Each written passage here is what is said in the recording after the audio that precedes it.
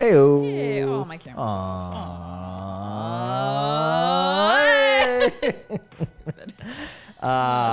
What's up, everybody? Hey, everybody? How's it going, Jinx? Man, sometimes I don't take it for granted, but it's awesome how cool our intro graphic is. Oh my god, it's so good. It gets me hyped up every time. And speaking of, are you ever going to change it? No, why? It's too good. Oh no, I'm just wondering if like it's one of those like you know, like animes. We've been watching a lot of anime lately. Like how they change their intro mid-season. Are you gonna do the same thing? Like, well, look, to be honest with you, that one's so good, and that it would have to be like game breaking to change it. So maybe one day. That was made by the inimitable Michael Aronson from Skybound, and I'm honored that he did that because he took some of the artwork that we've made, some of it that we have never made available, like the squid. One day we gotta put that squid out. squid. There's a squid in the graphic. Run the graphic again. Watch. Run the intro. No, run it again? Yeah, for run real? the intro. So you Okay, yeah, hold watch. on. Let the mic stay on though. Is the mic still on? Brace yourselves, everyone. We're doing the intro again. I'm gonna go. Yeah, do the intro. Here's the squid right there. Yeah, that's good. And there's Takaro. Plane flies through. I want one that just features the plane. No. Oh, one with the doors. Pretty. See? So it's got a little bit of everything there. Yeah, fair enough. And so yeah, it's too good, you know. And then the music is what's his name? It was like an independent creator, right? No, I have I have him on Instagram here. Hold on. All right, I'll see you guys later on Instagram. By Instagram people. Yeah. Damn it, dude! I can't believe I don't have his. Well, don't It's worry, on you'll tip of my figure it out tongue, yeah. eventually. Shit. Well, he's gonna take 1,000 years. Hi, everybody. Yeah. He gets sidetracked. He can't do It's- too many things at the same time. I thought we had it in the credits of the end credit. It's not in the end credit, is it? It's not written. It's got like a hold on. You have it somewhere. Yeah. I just don't remember where you put it. Yeah, D-Tron. D-Tron. That's what it is. D-Tron Jams. Yeah. So yeah, it's if you want to follow him on Instagram, he's awesome. He's the one who did our music, custom made for us with the attack on it. His handle is D-Tron Jams, DTR0N_Jams. So yes, strongly recommend because his music is fantastic. He does a lot of like synthwave stuff. He's just a regular dude making fun stuff. And I love his stuff. Yeah. He's great. D-Tron. Yeah. I got it. It was on the tip of my tongue. All right. Brett, it is a sake cup because I am drinking sake tonight. Sake It lady. is cold sake. Not cloudy. The one that we like. What's the one that we like? Junmai? Yeah, I don't know. I'm not like an expert on that stuff. Yeah, so. I don't know. We got gifted a bottle of nice sake, but it's a clear one. Right Which off the I'm bat, not though. upset about. Right off the bat, I want to thank Steve Pinn in the chat because he sent us our first ever Was it super Steve? chat. Yeah, Aw, Steve Pinn. thanks, Steve. Steve, and it just That says was very nice of you. JEA, which I imagine is yeah. And Steve, thank you so much. So, yes, we got to that point in YouTube where we're cool enough to have super chat. yeah, well, like you can monetize your channel, and the reality is that YouTube for me and for Attack Peter isn't like the money making side of things. It's just like a way to hang out with everybody and a way to like release the artwork. So it's not like that. Like we don't live off of it like another YouTuber might. But I thank you very much for that. Like those tips are really cool. They do go to everything that we're doing here, and especially when we have like a guest on. I know a lot of comments and questions come through when we have guests on. So if you ever want to really make sure something like gets said, asked, or mentioned in the conversation, It's a good way to cut through. yeah, super chat. And I don't know if they're like, so in other words, that's totally cool, and I appreciate it. Don't feel obliged ever. It is a good way to cut through, but I really, really appreciate that. Can't thank you guys enough. Let's see who's here. We got K&L Collectible, Steve Pinn. No thanks required. Thanks for the entertainment, brah. Yeah, man, he's the best. I like how the music sounds like a retro game. That was totally intentional. That is I love on it. purpose. Yeah, we got Brett, Seminole Designer, Squid, Steve Pinn, we says here, Jamfit C, Pedro Lanusa, Odd Creations, Andius, what's up? And Glenn. We got a bunch of cool people here. Good so crew today. thank you guys for joining. If I missed you, I'm sorry, but thank you for joining. Yeah, so this is one of those streams where we're going to make something that is going to be featured in a future print that is going to be released, and it will be officially Takaro-verse. So, have that fancy little stamp. Have the fancy little T stamp on it that everybody really likes. And, if all goes well, maybe this is like the beginning of a favorite character for people in the future. Who He's knows? already my favorite character. And then this stream we can sell as an NFT. Topical. So, stupid ass. So yeah, I don't know. I think it's just like a cool thing, to come up with something on the spot, have a record of it. Before, and it's always been fun. We definitely have. The last time we did it, I believe. Shiga, Takaro versus Shiga the Death Moth, that was a group project. That was over multiple streams.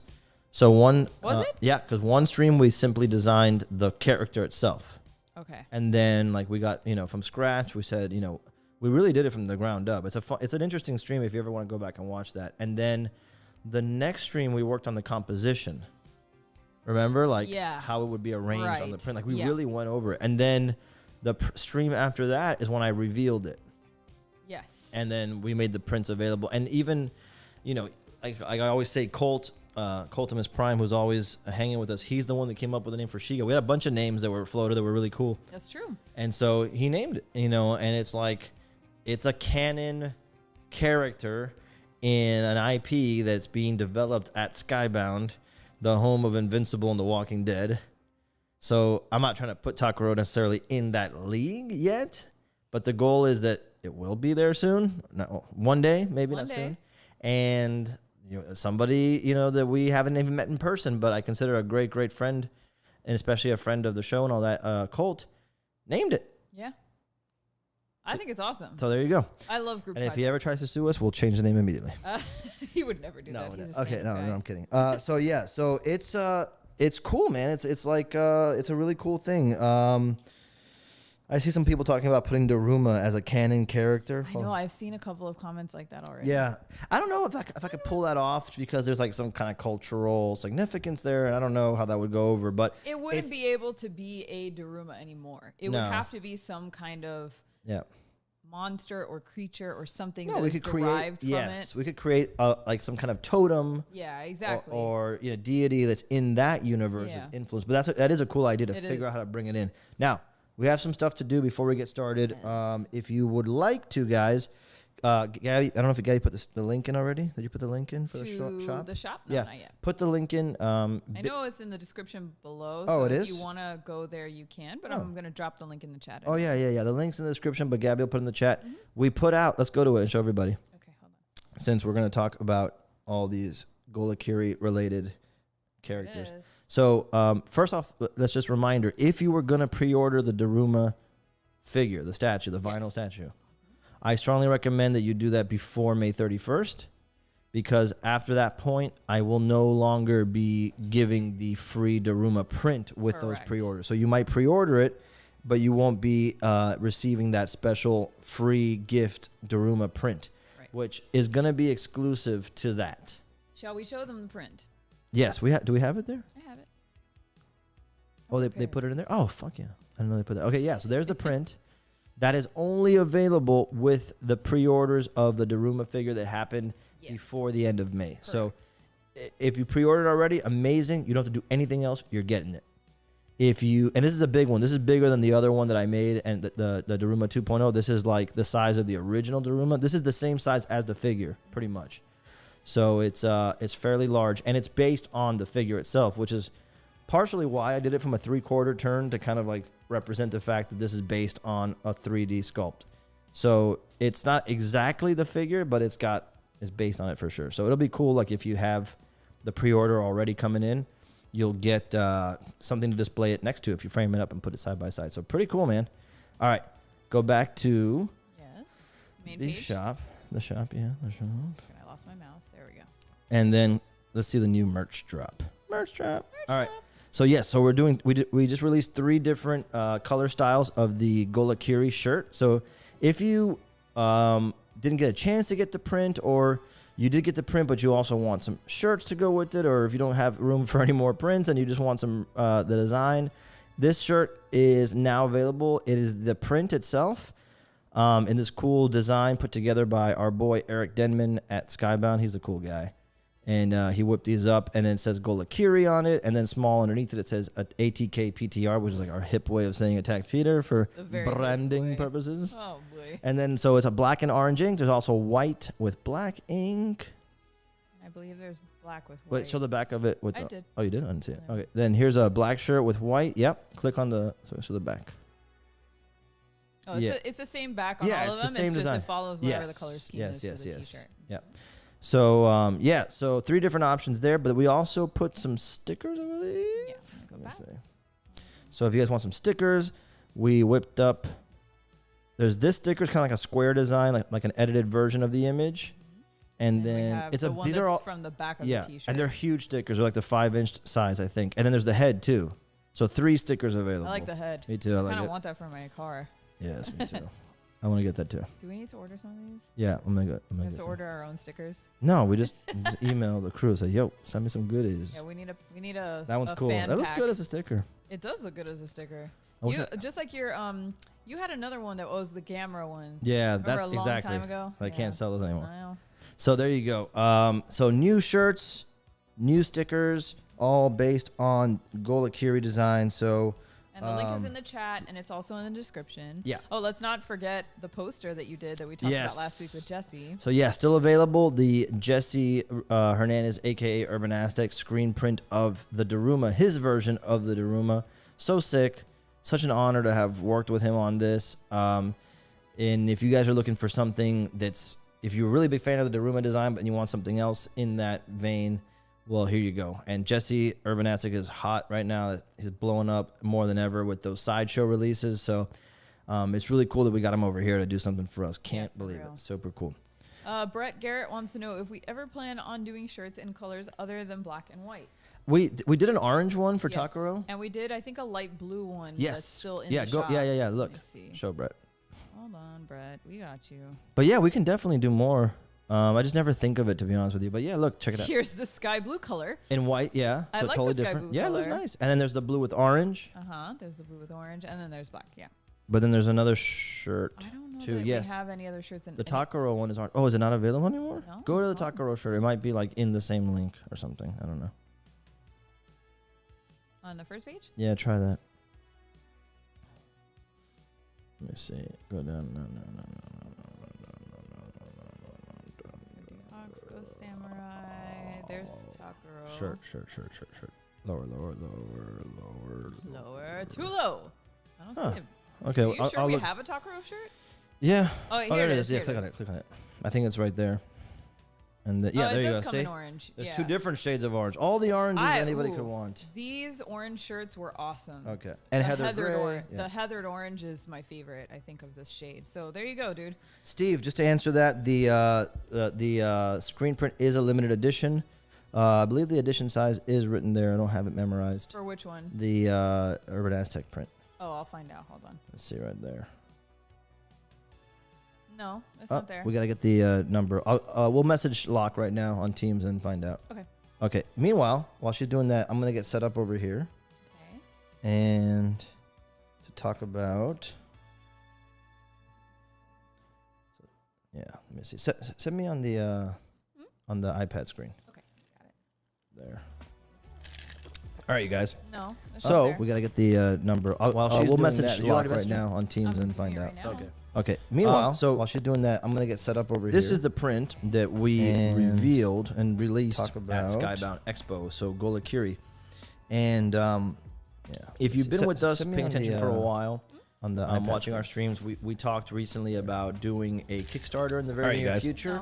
So we gotta get the number. We'll message Locke right now on Teams. A lot of the Takaro. Meanwhile, while she's doing that, I'm gonna get set up over here. This is the print that we revealed and released at Skybound Expo. So GOLAKIRI, which are awesome. And many of those. If you've been with us, but the idea for this one is to watching our streams. We talked a collection of artwork that is also in the very near future. So kind of an intro. We'll message Locke right now on Teams. A lot of who is Takaro. Meanwhile, so while she's doing that, I'm going to get set up over here. This is the print that we revealed and released. What is this world like? Who are the characters in that world with them? Hold on, stop. We're hearing an echo. Guys, I just muted his iPad. I think his iPad was acting as a microphone. I just muted it. Okay. So let us know if there's any echo or lag. Yeah. I just turned it off. It might be a little bit of a delay. By the way, the Urban Aztec posters were limited to 100 prints. So 100 prints? Yeah. Okay, there you go. Yeah. They're going to post it to the description, so you'll see it there soon. But it was 100. Okay, is the echo gone? Okay. Better. Yeah. Sorry about that, guys. All right, that was weird. So what I was saying was that this world that we're developing, we're developing it little by little through images that we release. Kind of almost the same way if you're reading a comic and a new issue comes out every month or so. You can pick up that issue, read a little bit of the story, and then later on, you can buy the trade paperback, the collected edition, or a special edition hardcover. Something like that, except the narrative in this case will fully be fleshed out in the book that we're speaking of. So in addition to that, hopefully we'll have lots of other artwork and stuff that dives deeper into some of the images, etc., etc. But in this case, this GOLAKIRI print, my intention is going forward especially is to really continue to pack in a lot of supplemental details. So you have the star of the show right here, right? And he's front and center. And then there's this, world around him that he's interrupting. And so it's kind of like the idea was like it's a little port city or a port town. And in the, And here you'll see that there's some structures. My idea was that like if you could see more of this world, you'd see more of these little structures. Like they're almost like these like futuristic Adobe hut type things. And little merchant stands inside. I love little merchant stands. Yeah, give me a good alien farmers market. That's what I'm saying. Yeah, that's what I was talking about earlier on Instagram. I was like, that basically the whole point of me creating my own IP and my own world is just so I can do whatever I want in it. And obviously, yeah, because if I guess I would be less incentivized to do so if I could say, hey, I wake up on Wednesday and I feel like working on Star Wars and I can do whatever I want. I don't have to ask permission about it. I can create whatever I want, make it canon, and use whatever character, kill who I want, save who I want, resurrect, blah, blah, blah, blah, blah, blah. That's never going to happen. If I could do the same thing with the Godzilla universe, same thing. If I could do the same thing with the Hellboy world, if I could, so on and so forth, right? So since you're never going to have that, and you want to do what you want to do as an artist, you create your own universe, like your own toy box, And so all of these things are going to have sometimes recognizable threads, The idea of doing a giant monster, I like Godzilla and Gamera and Ultraman. The idea of doing like alien worlds. I love Dune and Star Wars and Star Trek and, Futurama and all that kind of stuff, right? And the idea of having like, different monster alien type creature characters. I love, Hellboy. And I love the fact that Hellboy is the main character, that he's sympathetic, but he's also like this big hulking demon of the apocalypse. So I like all that stuff, and I just basically put it into a blender and I'm making my own stuff to play with. And then the other side of that is that because I'm doing that and the way that we're doing it here, you get to be along for the ride. And that to me is the one thing that I don't think anybody in those situations ever did. And it's always been very closely guarded. We never know what's happening, and that's okay. I understand that. But this is something different.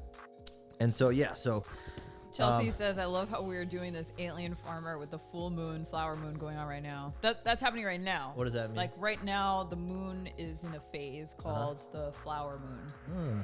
There's harvest moons and blood moons and stuff like that. Yeah, right now we have a flower moon. Okay, so that's perfect. So the guy that we're working on today is like a little farmer guy. Yeah.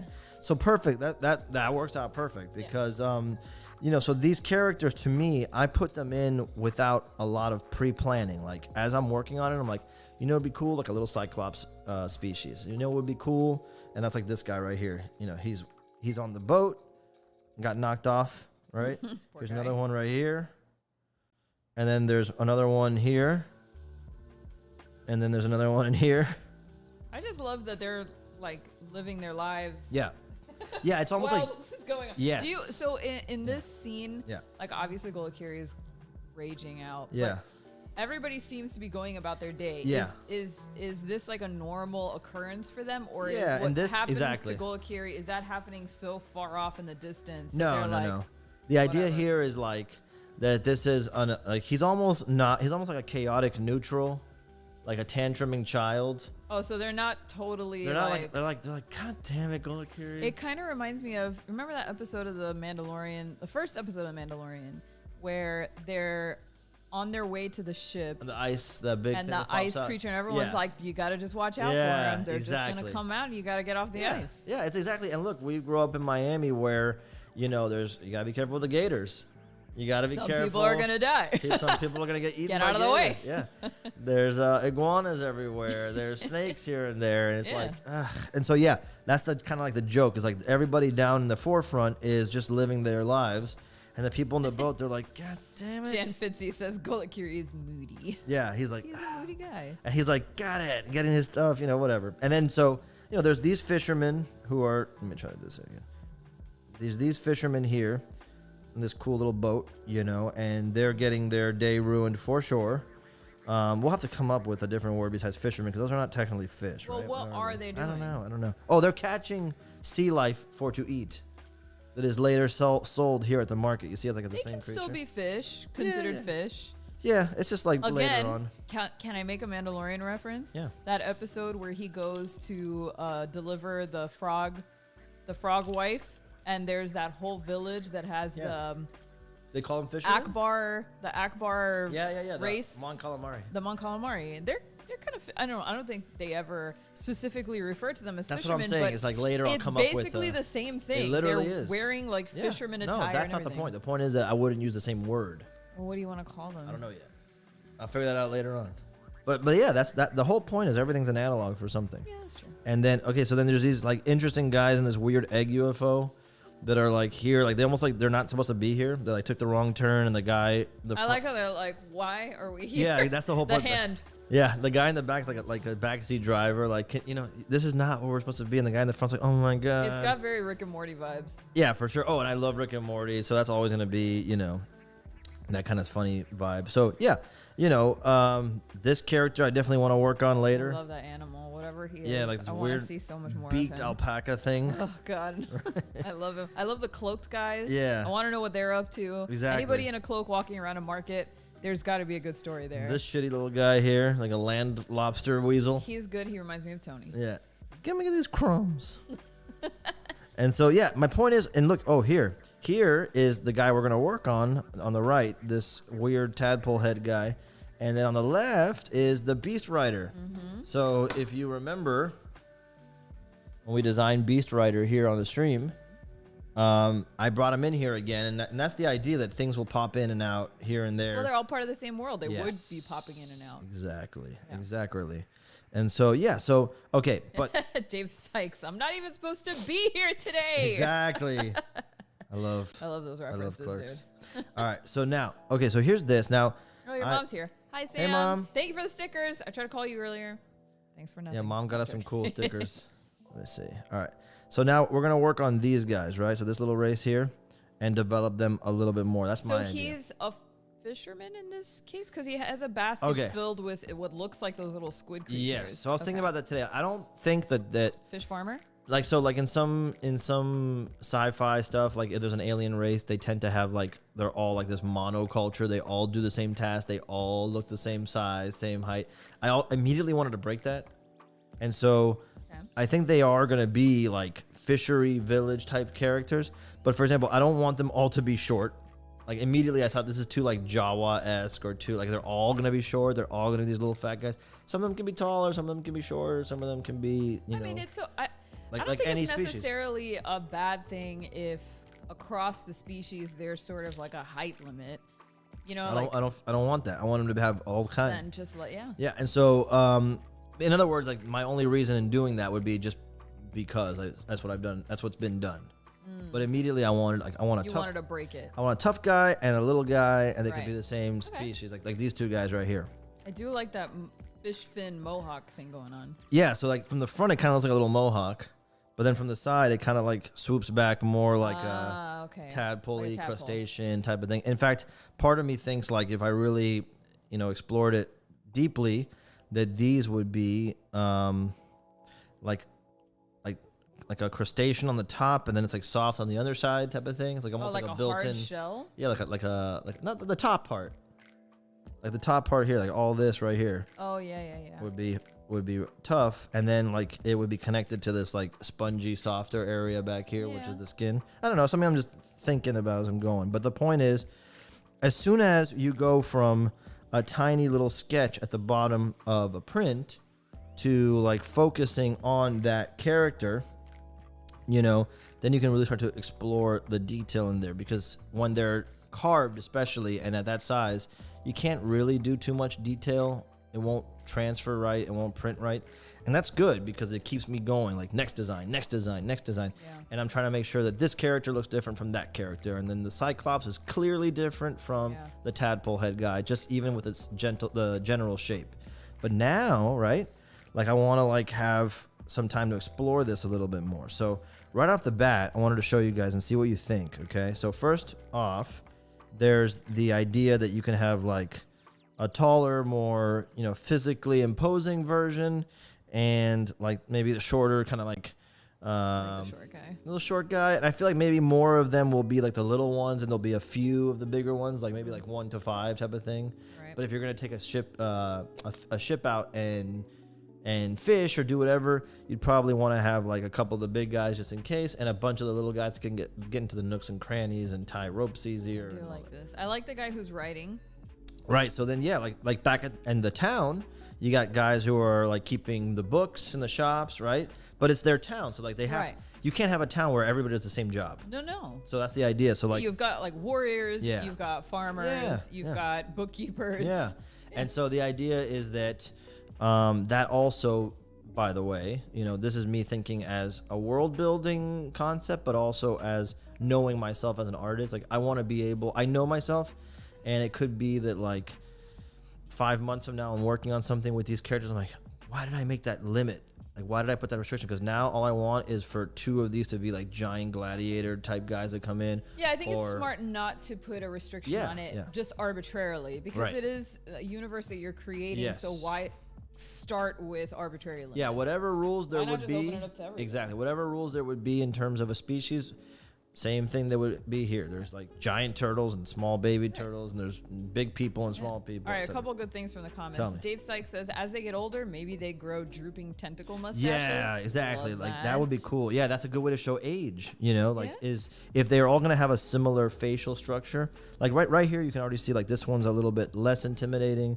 This one's a little bit more imposing in the head design. But yeah, I love the idea that if there's a physical characteristic that changes depending on their age or even their status, like you could do like if you're how like some cultures the warriors will grow long hair or they shave off all their hair but I mean obviously these are like fish based, so maybe they, I don't know, wear a special necklace or something. Yeah, you could have something where like if this is their like basic head shape or whatever, that like if it's a warrior, maybe like you see something that's like really tall and more, maybe that fin grows a lot more or you have a double one.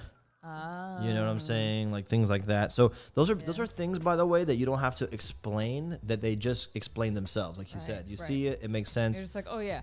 Let's see. Brett Garrett says they're both adults? Question mark? Yeah, in my mind, these are both adults. Okay, so we're not seeing baby forms of this. No, not in this sketches yet. No, not here, not here. These are just like, so like for example, I'm playing with some ideas of a potential print composition. This is like super early, but this is something we can work on at some point. But like imagine like all those photos. I think I have let me see here. Certain photo. Let me see what's going on in the chat while you do that. Let's see.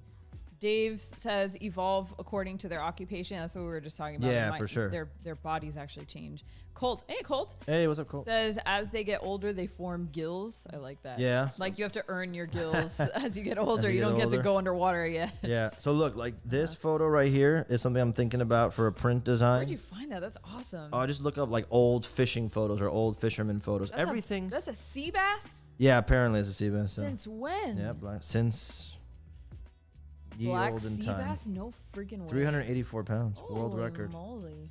1906. But the idea Fish is so like, cool.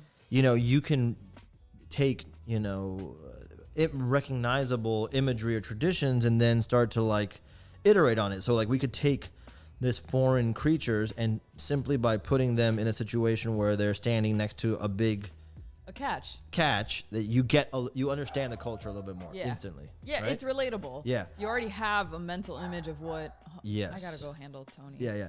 And so then the other idea is that like, and this is something I was thinking about doing, like having another image that we design that's kind of like a close-up, because if I get to do a close-up, you can do a lot more details in the face and in the clothing. And so I'm playing with both ideas, but for tonight, I'm going to start like kind of like sketching out these, like the basic anatomy of them. So let me know what you guys think about that as I start to get these sketches going. Yes, the anglerfish thing. Yeah, right? They grow like Oh, I see what you're saying. They grow like anglerfish antenna thing. I love all that stuff. Neck tattoos. Yeah, for sure. Jewelry made of hooks. All that stuff is awesome. Maybe they could be a bit like humans where they go from small at birth to tall.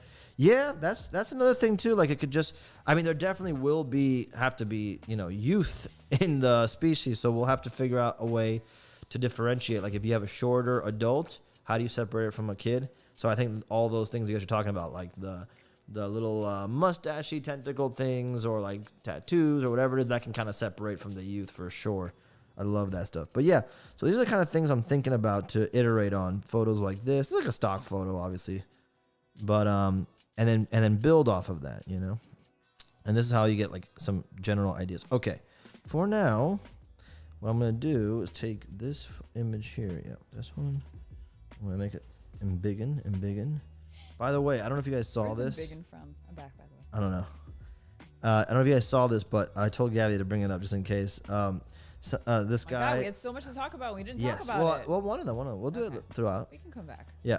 One of the things, somebody tagged me today on this story post, which I wanted you guys to see in case you didn't see it. I'll pull it up while you're doing that work there. Hold on. Let me just go to the browser. All right. Dude, this guy, Bosco Edits. So funny, dude. Do we have audio on it? Yeah. Yes, there's audio. All right, here we go. Check this out, you guys. No, there's no audio. Where is the audio? Wait, pause it. No, shut it. The audio's on. It's not in our headphones? No. Oh, that's probably because we probably don't have it on our headphones for monitoring. Maybe. But you guys can hear it and let us know. But yeah, so this guy basically sends me this video and he's like, hey, I just want to show you guys my new Ninja Turtle prints on the wall from Attack Peter. And then he's going, let's take a closer look. And then he like goes towards the staircase and he just tumbles all the way down. I don't know why I can't hear the sound, but it's incredible. Yeah. You don't. It's not in the monitoring, so this audio setting there on the OBS. Because then we can. It's not a big deal. It's coming through the roadcaster. Oh, okay, that's fine. If they can hear it, that's fine. The thing is, it can't go. It's not playing even through the computer. Don't worry about it then. I don't know what it is. That's okay. Sorry, guys. But if just go on my stories, or Bosco Edits, and give him a comment or tell him what's up on that. I love that. It's so funny. And the other thing, as I'm getting ready to do this, oh look, Miss Marvel got it from The Simpsons and from the Miss Marvel series is where embiggen from Miss Marvel. Okay. Dude, The Simpsons. How is he okay? LOL. I assumed that was fake because he's got some really funny edits on his page. He's like a video guy. But the other news I wanted to show, dude, I have to talk about this. This just came up right before we went live. Sam Raimi and Bruce Campbell reunite for Evil Dead Rise. So I read this quickly. I didn't read it too deeply, but I believe this is an HBO Max movie. And if you know me, I'm a huge Evil Dead fan. I think Evil Dead 2, yeah, we really love it. And Evil Dead 2 and Army of Darkness, depending on what day you ask me, are my favorite movies of all time. And so it says, briefly, you can check it out later on, but moving the action out of the woods and into the city, Evil Dead Rise tells a twisted tale of two estranged sisters played by Alyssa Sutherland from TV's The Mist and Vikings, and Lily Sullivan from Picnic at Hanging Rock and Jungle. I don't know what that is. I have no idea. Whose reunion is cut short by the rise, of course, of flesh-possessing demons, thrusting them into a primal battle for survival as they face the most nightmarish version of family imaginable. Oh, my God. I know. I'm really excited. It sounds like Ash vs. Evil Dead. Well, Ash vs. Evil Dead is the greatest thing. But I have to watch the rest of it. Yeah. Yeah. I don't know. Wait, so hold on a second. It said Bruce Campbell. What does Bruce Campbell have to do I don't with know. this? It says at its core. I don't know. I don't think he's Oh in no. it. Yeah. Hold on. That makes sense, I guess. They're I think they're producing it. Oh. It doesn't look. Sam Raimi, Robert Tapper, and Bruce Campbell will reunite with Yeah. Horror House to create. Horror House. Maybe he'll be in it. Yeah, Like, I'm sure he will. Maybe he won't like feature prominently. Yeah, Obviously, the two main characters seem to be these two girls. Yeah. But it seems like he'll be. Well, whatever. It's still good news. It's still going to be awesome. Yeah. But if you want to read the article, Yeah. it's from Fangoria. Yeah. Just type in Fangoria Evil Dead Rise and you'll see the article there. Okay. So All right. I just wanted to show that because that was too awesome. And that It was made us very excited. Okay, so Very now excited. I'm going to go over here now. Yes. And let me check this. So I am going to kind of like develop these little heads first. Okay. And then Gabby, if you can, if like really cool ideas like the ones earlier come up, I will. keep like a little note page. It doesn't have to even be on the stream. It could be just like off screen on Word or something or whatever, or like a notes tab or You got it. whatever you got. So that later on, if I don't incorporate it immediately, those kind of things are good ideas. I don't want to forget them. All right. So I'm going to start with, so here is like the smaller head. Okay. So like for the smaller size characters, it could be a more youthful one.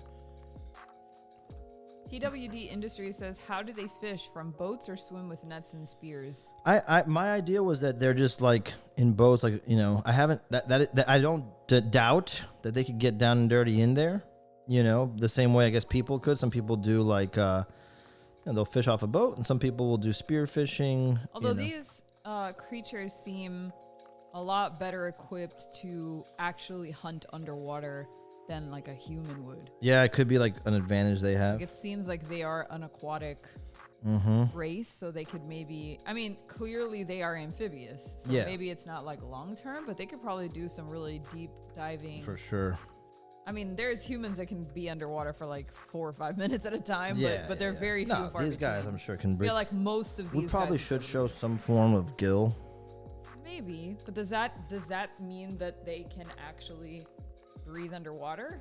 Because if they have gills, that means No, they can but- breathe underwater.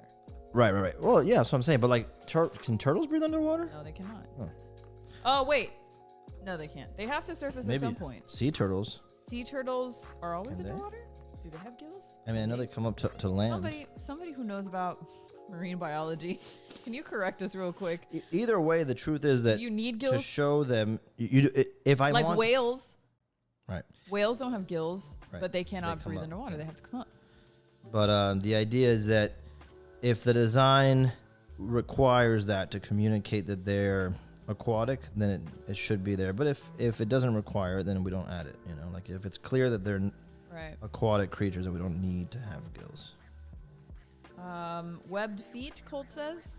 I think that's going to be an important I'm feature. gonna write it down in the notes. Maybe they work underwater but rest on land for safety, says Pedro. Yeah.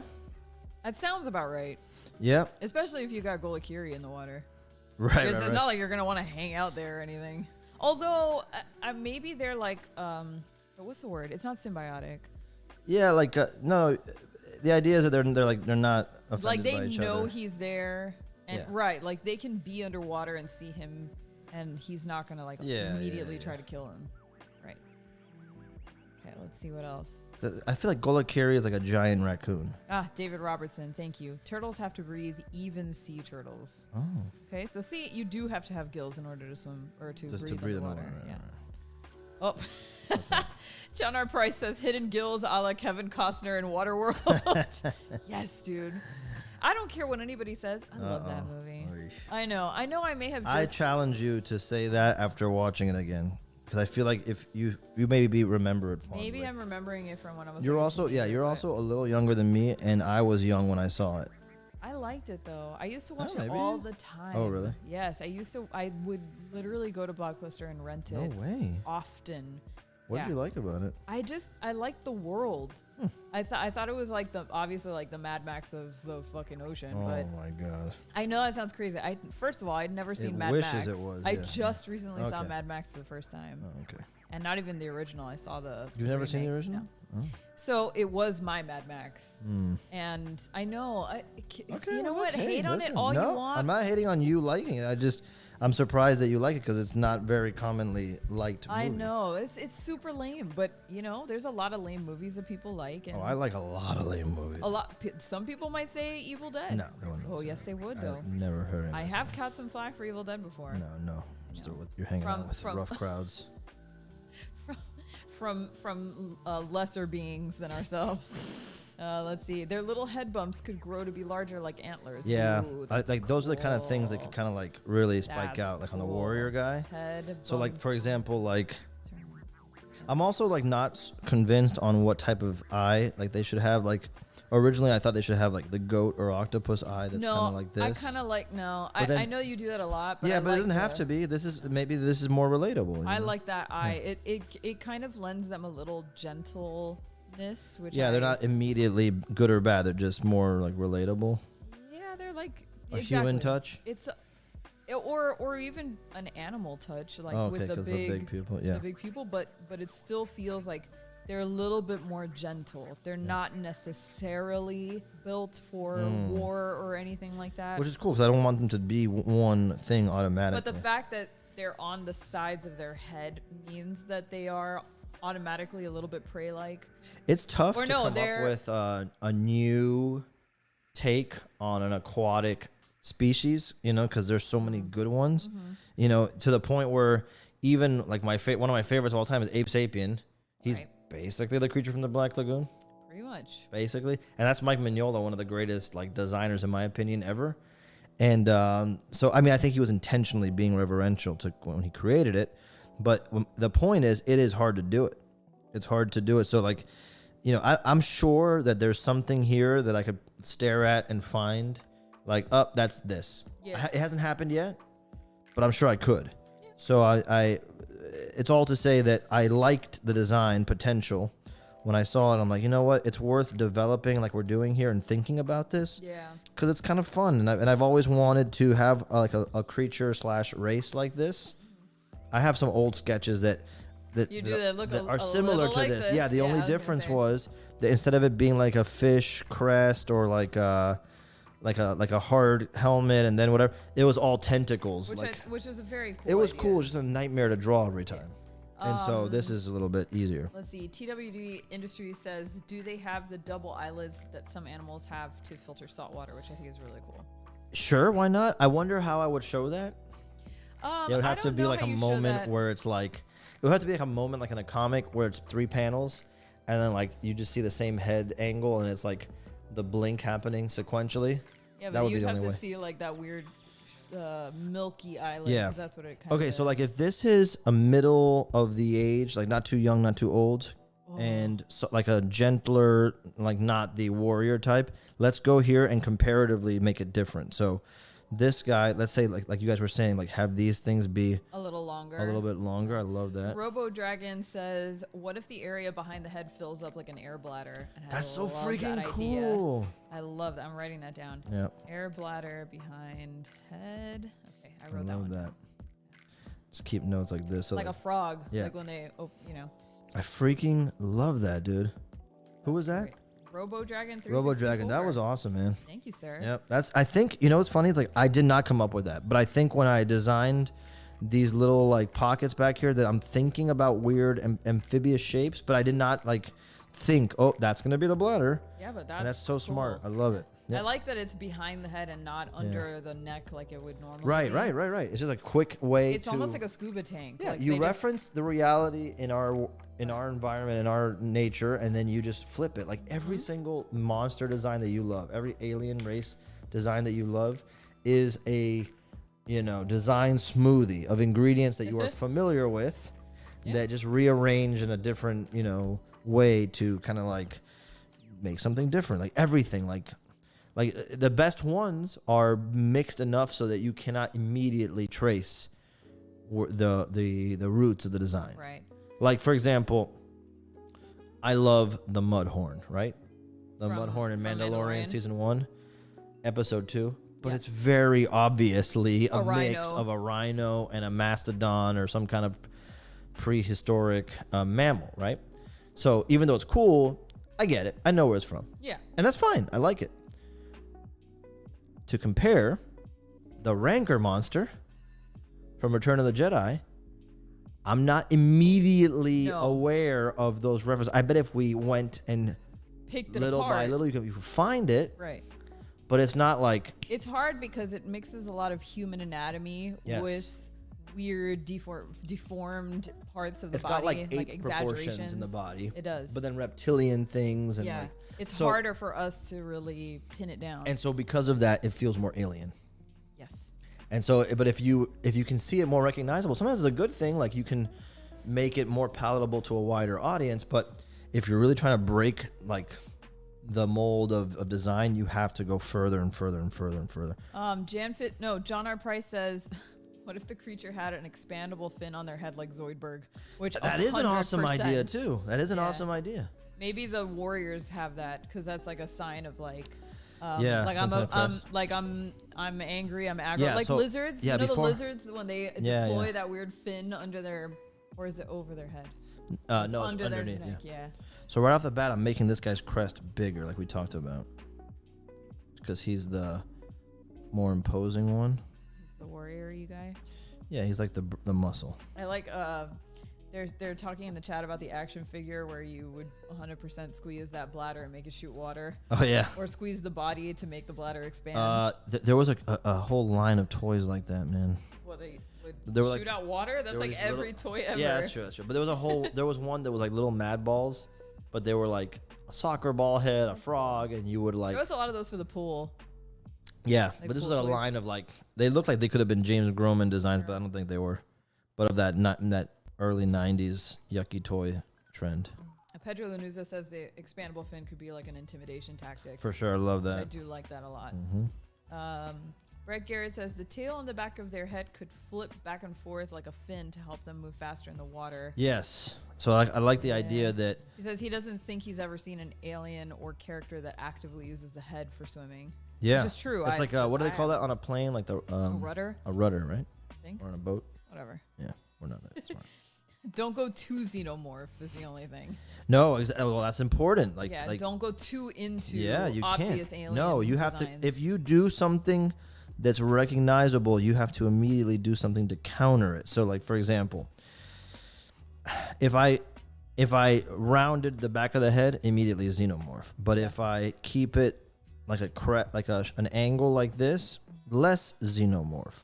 Yeah. But then in addition to that, if I keep the head shape broken like this, in other words, it's not, the head shape isn't decided by this crest. This crest is like an additional thing. Then, less xenomorph. And obviously eyes really takes it away from being xenomorph. Oh, 100%. Let me see. Pedro wants to know, is it a matriarchal or patriarchal hierarchy? Which is a very... Not that far yet. Yeah, I was going to say. Like, when you asked that question, the first thing that went into my head was like, do they have genders, or are they some creatures that are kind of not asexual? What's the word? They're a reproductive or whatever. Like seahorses? No, seahorses are very clearly male and female. I don't know. But there are some creatures that I forget. There's some lizards that do this. That they can be either, and they can reproduce like by themselves.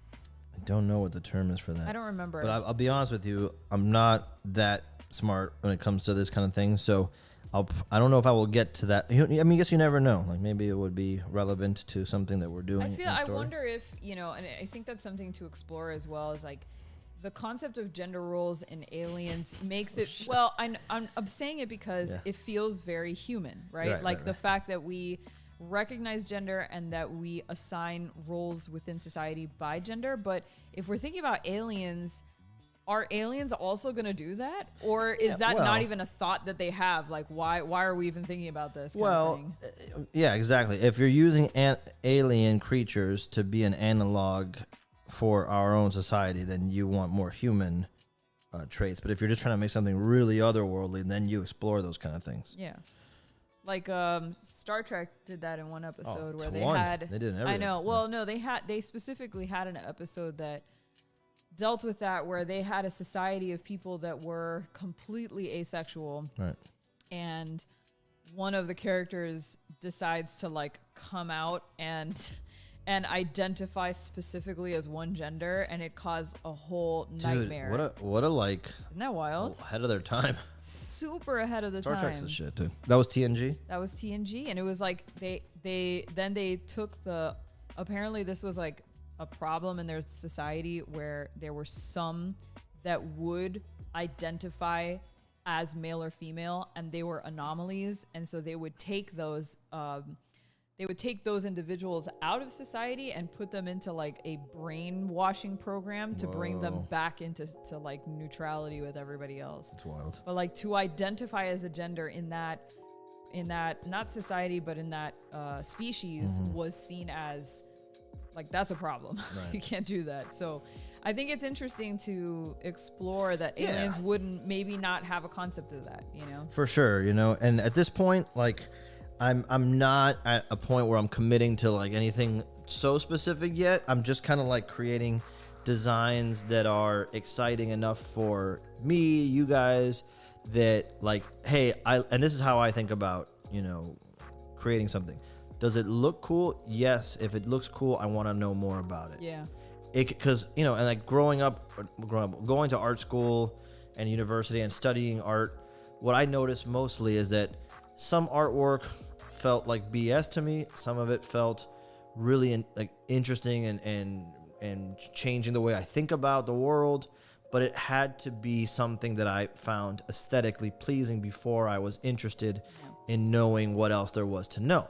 So the way I work in terms of like designing and building out something is like, is this design, first of all, do I like it? Like, do I like drawing it? Do I like looking at it? Because if it works, it's going to be something I have to do a lot of.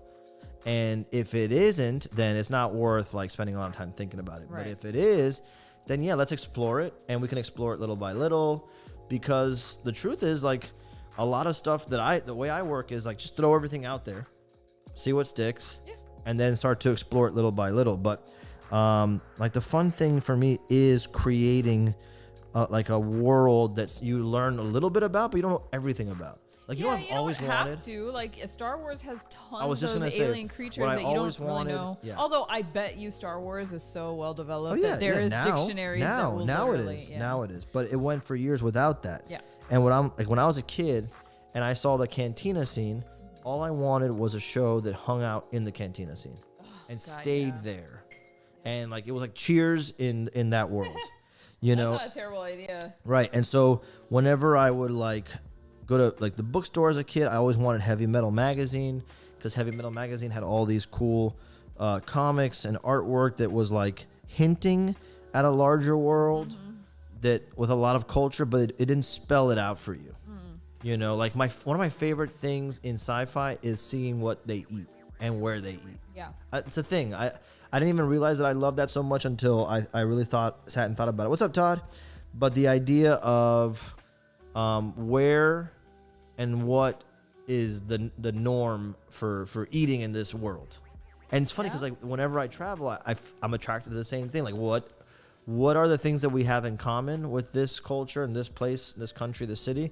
And then what is really different about those things? Yeah, like look, Dave Sykes says they lay their eggs and leave them for another section of the race to nurture and raise. Oh, it's cool. Role. I like the idea of the women being like praying mantis style, like so feral and aggressive that the men are just like, look, just go and leave your eggs and run. And they will take care of the kids and they will come back and they will join society if they're men. But if the women are absolutely wild. I love that. I like when species have, like, there's a lot of species out there where the male and female species are so drastically different from each other that they're almost unrecognizable as part of the same species because of just what their biological role is, you know?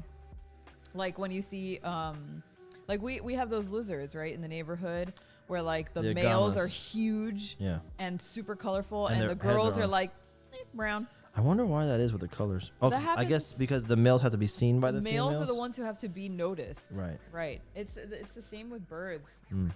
There's oh my god, there's a David Attenborough documentary about birds that is so funny because male birds are outrageous and ridiculous, and the things they have to do to get attention so that they can breed are outrageously extraordinary. You have to watch it if you haven't watched it before. Speaking of birds, what is the type of crow that everybody says is super smart? Ravens? No, there's another weird name, like a less common name. They're the ones that solve all the puzzles. Crows. They're not all crows? No, I mean Corvus? No, Corvus is the genus. The smart crow. I'm gonna. But there's look it up. a video that I saw. I think it was on a Joe Rogan thing where they showed this bird who was drinking out of a water bottle that was abandoned on the street, and his beak was long enough to drink it for a while. Then he drank so much that he couldn't reach any more of the bottle. So he went and he grabbed a rock, and he put the rock in the bottle to displace the water, so that he could drink more water. Look, it says the BBC published an article that says crows have long been considered cunning, but their intelligence may be far more advanced than we ever thought possible. Yeah. They're thinking they could be smarter than other primates. Isn't that insane? I know, poor guys, and we've disrespected them for so long. Crows, magpies, jackdaws. Magpies might be it. Maybe. Magpie might be it. Wasted Angel says AP streams, come for the art, stay for the science. Oh, you're in trouble then. Oh, look, Brett Garrett says some Mon calamari, definitely have those things hanging down from their face like you have. See, that's why I mean, maybe we shouldn't put them in there. It's too close. I mean, we can do other things to show age. It doesn't matter if it's derivative, you know. Yeah, it's too close though. Maybe. Yeah, too close. Maybe. Yeah, thank you. I thought so. I thought, why didn't I put that already? Yeah. We don't need it. It's a good idea. We don't. It's a good idea, but we don't need it. And that's, by the way, that's from the catfish. Yeah. So.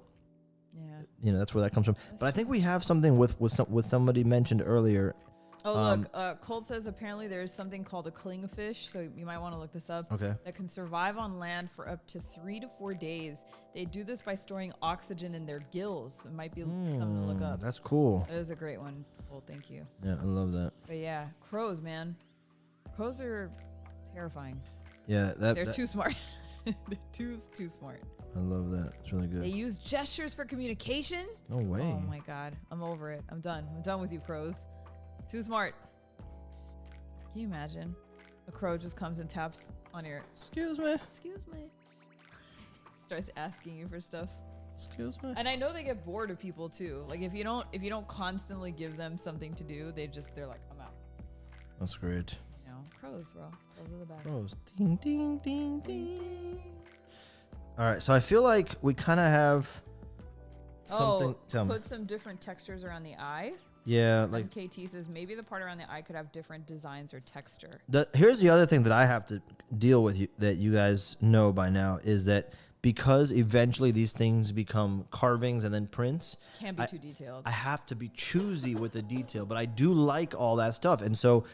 That's why earlier I mentioned that I kind of want to make I have plans for 2 prints with these guys already. One of them, like I said, this type of thing where it shows them a little further back in the camera frame, but it kind of shows their culture a little bit, or like what they're up to. And then another one I really want to do like this. I love that. Yeah, so that you can kind of see, again, it relates back to the trade, but also, you know, it's focused more on the face and the expression, and we can do what you're saying, MKT, is have more focus on things like that detail and texture. It's tough for me because when I'm designing something, I have to think like, is this cool enough that you guys are going to want to pick something up? Like, would you frame this? Would you hang it? And are you more interested in like a full-blown action sequence every time? Or are you into the idea of like still like peeks into the society? Because like for me, like, yes, I like that when I see a book like the art of whatever movie, and then you just see some artwork that shows like, again, like a little village or whatever they're doing. Like a snapshot of life, yeah. A still life, if you will. A slice of life. A slice of life. One slice. Yeah, that makes me want cake. Jolly Ginger Giant says, sidetrack, Attack Peter calendar. Could be taken a few different ways. I'm thinking like a Takaro Universe calendar would be awesome. Yeah. A pinup of Peter would be amazing. That I agree. Jolly Ginger Giant. That's what we're thinking is like. Wait, a pinup of me. That's hilarious. Right at the end for December. Yeah, exactly. Well, year ruined. Really cap off your year. We were doing so well until we got to this part. Until we got to year. December. End the year. Canceled. Canceled year. But yeah, the idea would be doing an art book that, yes, kind of like gives you those snapshots over and over and talks about it. But yeah. Okay, so I kind of like these little head sketches, at least to start. Like we can do more. We can change it up later. We can add, subtract as we go. Mm-hmm. But I feel like we got something that we can work with these two guys, like showing, you know, the slighter head style, the more, you know. The more warrior. What do they call that? The tank. Oh, right? The tank. In like video games? Yeah, the tank. The warrior class. The warrior class. Yeah. Oh, Pocket Peter pinup. Just wanted to say that. Thank you, MKT. I think a few people would actually buy that. Pedro says I would totally buy that. I would buy that. Well, I live with it. Yeah, I don't really I live with it. Yeah. Why buy the cow? A center spread of you. Gross. Pocket. You with Tony. As it. Yeah, it wouldn't be that bad, Dad. If you think about it, it wouldn't be too bad. All right, so what I'm going to do is I'm going to move these little head sculpts over so I can use them as a reference now. Okay. There's an art to all this. There's an art to art. Oh, is there? Tell us more about how art is an art. Well, you've heard of art. Now let's really art. Yes. Okay, so I'm going to kind of like quickly do this. By the way, so if you guys are just jumping in and you're interested in checking out the new merch on the store, on Skybound, so store.skybound.com. Well, I will bring us back to that page just briefly in case somebody's coming in late and wants to see some of the merch. Well, I set this up real quick. We've got the GOLAKIRI shirts now, which are awesome. They come in white and black, and that's it. Right? And the black ones have two different ink colors. And the black ones have either white ink or orange ink. Orange ink is really good. It's not like obnoxious orange, although Peter thinks that there's no such thing. Right. But this one's like a more red-toned orange. Like it's a lot warmer. I like it a lot. But it has the GOLAKIRI print at the back and the big text that says GOLAKIRI along with Peter's new super fancy little stamp here, ATK PTR. And so you can get those in a bunch of different colors and sizes. We also have stickers now, which I love stickers, God. I love stickers so much that Peter's mom brought me 3 packs of stickers today because how can I not have more stickers in my life? So you've got the GOLAKIRI portrait as a sticker. They are quite large. There's also the full size kind of attack print with the text at the bottom, very similar to the back of the t-shirt. And if you just want a big honkin' head, you've got GOLAKIRI's head as a sticker as well. I love when you come out with stickers. I know. I think they're such a fun little thing to buy. Yeah. I feel like you should do a sticker pack. That would be a good idea. I've been saying it. I've been said it. I've done said it. Yeah, I feel like you do need a little sticker pack. Cool. So, okay. So over a V-neck here. shirt. Didn't we play with that during the summer, last summer? I don't know if they have that available as an option. We'll find out though. I do like V-necks. All right, let's go. Talk to us. So here, like now, I'm trying to like design some of the, what you're gonna see if you see a full figured character, and so I just kind of quickly threw this together. Like I was looking at, fishermen in Thailand. And I'm like, I wonder what they do. Like, how do they look and what do they wear? Because I feel like it's, Did you pull up reference for this? I did. Okay. And so it was, and you can pull it up and see like if on a browser window to show people. But there's a lot of this kind of like ripped. It's like kind of like whatever clothing, and like just ripped off sleeves, ripped off the bottom of the pants. And so I like, that's kind of like a perfect little idea to not, to not think this. It'll translate well to the carving. I like that they use this model to look at these Thai fisher pants. And then when you look at an actual Thai fisherman, this is what you get. You're going to have to put Thailand. But yes. But see, like I like seeing some of these images because it kind of throws back a little bit to how things were probably done before. Yeah, like the long like rods the fishing there. rod with the net at the end. That's really genius. So what else we can find? I love this with the coming out of the yeah, water. yeah, with the that's something I basket can on the explore head, later on. Yeah, it's really and cool. the little boat in the background is a cool composition. So I like this idea of like lots of little straps and belts and things where they would keep maybe some like bait or who knows what in these little pockets here. Wait, hold on. Let me go back to art cam. You're good. There you go. And but I'm not quite sold on the type of top. I don't want it to be like too much like a shirt. I feel like that can kind of be boring. Like a vest instead? I don't know. No, I'm stuck on that, to be honest with you. Yeah. So No, I mean, a lot of fishermen don't wear shirts. yeah, I thought exactly, but then I mean, unless they've got like really sensitive fishy skin that they need to protect from the elements, and then they kind of from wear the heat. Can we get a Tapier Yeah. shirt of the month club? front printed shirts. What, like the whole design? Oh, on the that's front? funny because everybody was always telling me the opposite for a while, but Like I'm not put it on the against it. back? The last one we did, Dave, was the Warhog, Oh yeah. and that's all on the front. Mm-hmm. So if you wanted a front printed shirt, like that one looks pretty rad. I just requested a few of those. Yeah, I like the idea of them wearing like a. I mean, well, Tell me. you want to show off the belt. But you can show off the belt with still a shirt or not. Yeah, I like the idea. What you could do is kind of like a poncho, wrapped. What's wrapped? like- Cloth. wrapped cloth. Oh, cloth. thing. Yeah, something like that Yeah. could be fine.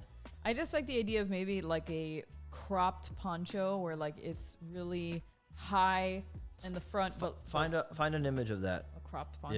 Yeah, on the browser there. Like, see if you can find something like that. I'm gonna get some really weird stuff right That's now. okay. Just see if anything comes up while I'm doing this. See, like girls do this all the time. It's like a It could be a poncho girl that's picture. short in the front but long in the back. Yeah, show me. I don't know if this Oh. is a good one. Do you see what I'm talking about? I don't see it yet. Oh yeah, that's kind of cool. See how it's like short, but Yeah, then it yeah. has like a long tail, or like this is kind of cool too. That's cool too. with the long sides, although this might not be very conducive to fishing. But I do like how that fabric drapes. Yeah. Something like this is cool too with the turtleneck. You see that? Do you see that one? It's kind of cool. Yeah. These aren't too necky, but I like the idea of the layers like that. The first attack, Peter is still fire. Hey, thanks, Jan. Look, see? Yeah, I like that too. Yes, then we would have something on the sleeves there. Or look, something like this. Really textured, almost like Yeah. a fisherman's sweater, but instead of it Yeah. being a sweater, it's a poncho. Yeah, I like that. Something like that. Mm-hmm. That is cool. I like that idea. Yeah, that actually works really well. So then you see a little bit of, oops, big eraser. Maybe people won't notice if I wear the GOLAKIRI shirt backwards.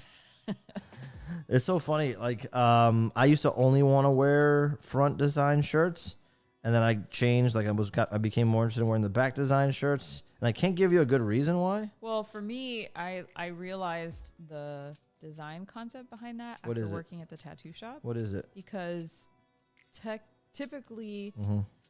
when you're doing a back tattoo, you do your big scale tattoos on the back. Mm. Like tattoos on the chest don't look great when it's like the full chest. It goes down to the stomach. It stays. It's only good when it stays in the. front.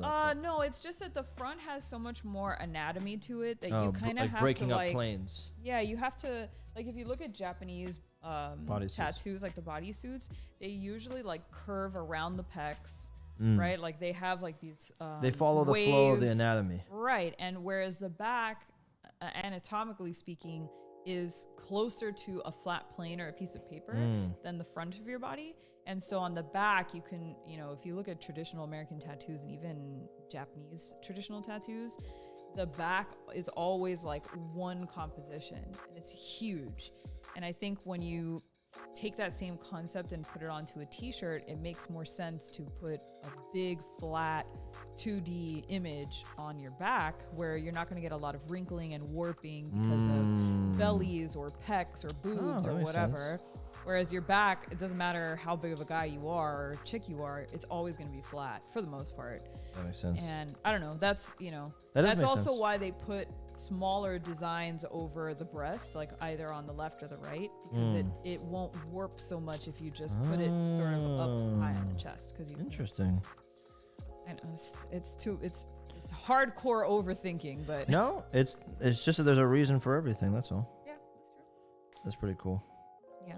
I personally like the big images on the back.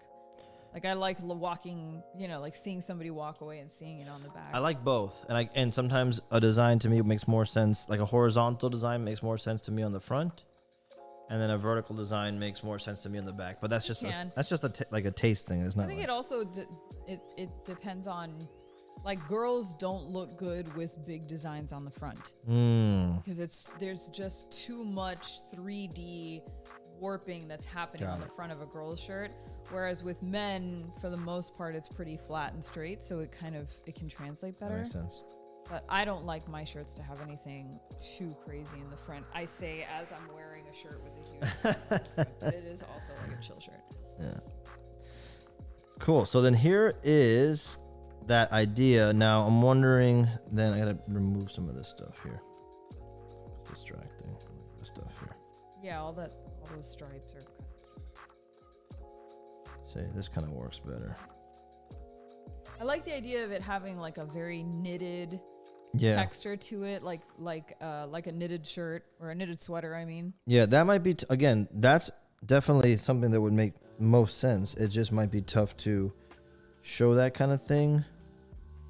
You know what I'm saying? Like in a print. But yeah, we can like just know it is, and then when we're up close, if I do a kind of close shot, then we can have that there for sure. But yeah, I like that. Or like something chunkier, like a chunky knit. Yeah. So if you carve it, it can actually translate. I like the weird Thanos chin. Are you doing that on purpose? You know what's funny? I always stole this idea from a blue whale or a humpback whale. One of those two whales have those ridges down sperm there. Whale? Not sperm whale. It's the other two, blue or humpback. I forgot which one it is. But if you pull it up, you can see it. And the idea is that they have those kind of like ridges down, but it helps to... I don't know why my... The humpback whale? Maybe. Oh, yeah. Oh, dumb. That's why. Yeah, you're totally right. Yeah. Browser. Yep, there it is. See? I'm like, what is this? Takuro moving behind the town is very meditative. I agree. I like when he kind of comes behind and is like, hey, yo, still here. Not trying to hurt. Everything's okay. Just checking in on you. Would the shirt be scaled or netted or waterproof somehow? That's kind of cool. I do like that. Yeah. I also like the idea of it being a little ripped up and for kind of tattered, because obviously. Mm-hmm.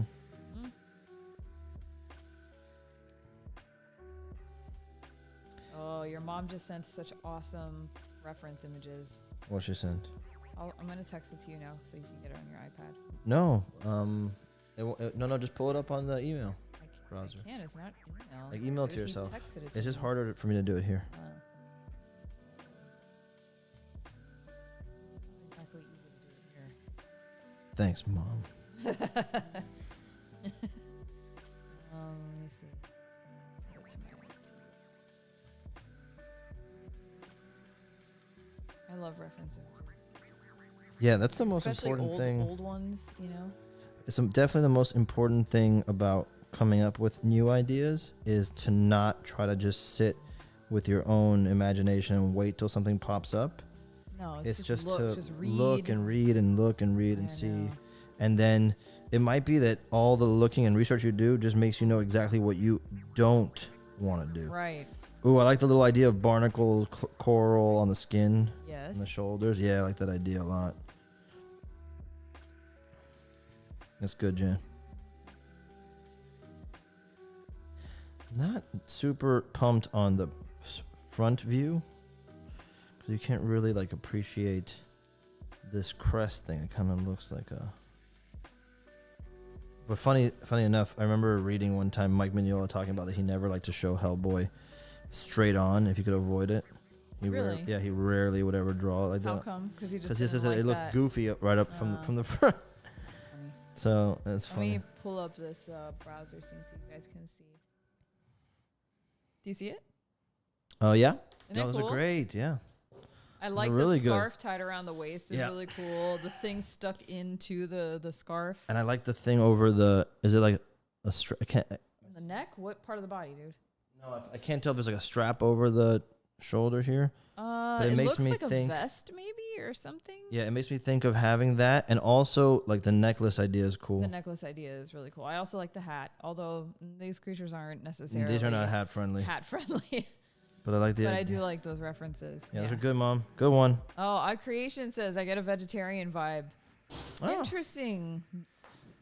I don't know if they're fishing. They're not vegetarian. Pescatarian, or are they only eating seaweed and like different and like sea cucumbers? Yeah, or like is a sea cucumber a fish, or is it a cucumber? It's a living creature. Yeah. It's not plant matter. I don't think. Really? I don't think so. So if you're a vegetarian, do not eat sea cucumbers. Under no circumstances. Stop now. Stop eating sea cucumbers. Let me see. Sea cucumbers.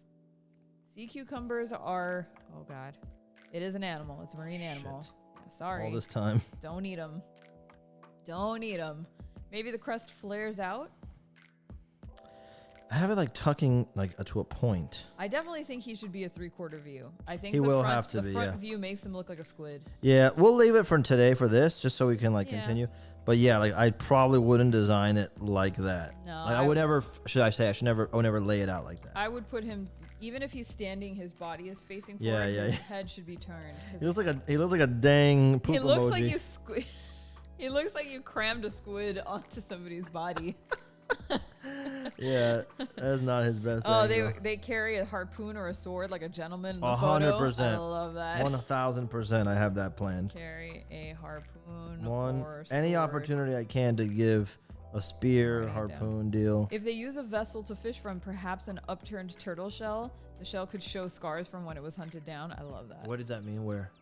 Huh? Oh, like that's the Dave vessel? Sykes says like... Ooh, like an akukame shell. Oh my God. So wait, are we saying now that akukame is like a pest?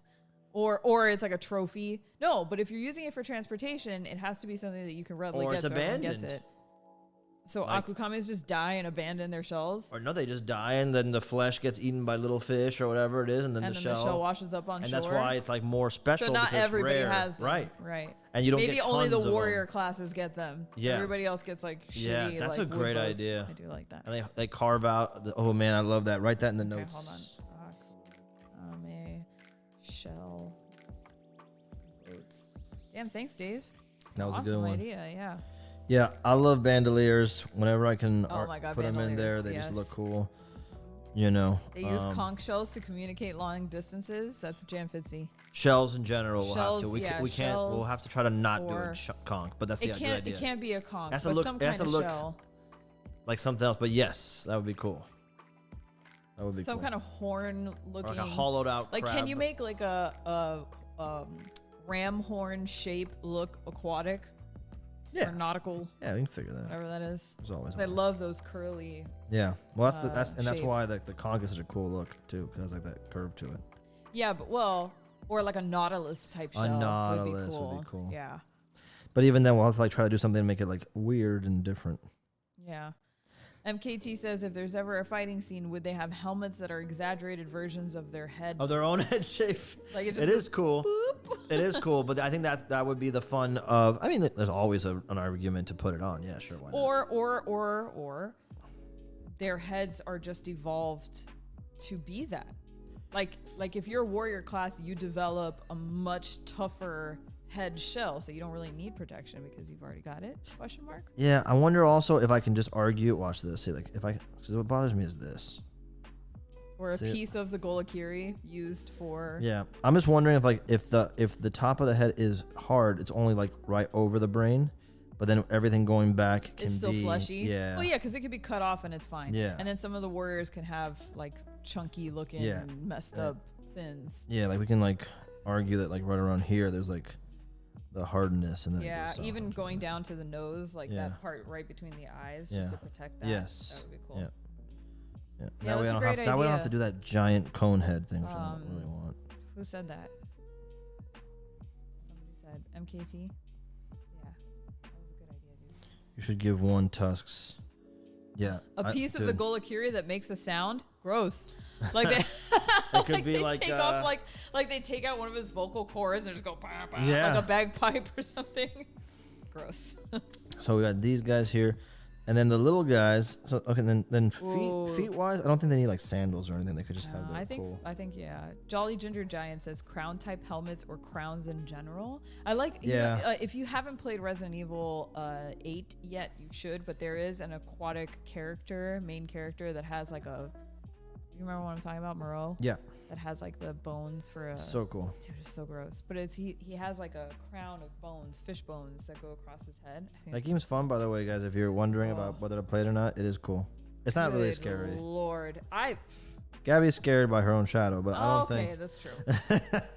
But I don't think it's that scary compared to like Resident Evil 7 was way scarier. But it's super fun. It's just like it's more actiony and less. It's like Resident Evil 4. Yeah, it's definitely more of an action-based game, but to me, there are scary moments. There was moments. Jam Fitzy says, "Sorry to get off topic, but how would you do a flat fish like halibut?" Pull up a reference. Yes, I don't. Let me see. My brain cannot pull up. I have to see the halibut. What a halibut looks like. And Are those the ones that have those eyeballs on the top of their head? I think that's flounder, but maybe there's more than one fish that does it. They're huge. Oh. What? Oh, you can't see it. Hold on, I'm going to the browser scene. Yeah, those eyeballs. Dumbasses. I thought it was flounder that does that. The migrating eye. Is it? Look at the halibut. It's like it's to the side. He's what a dumbass. Stupid. Here's how you draw a halibut from the front. How do you? Hold on. I'm going back to art. Go ahead.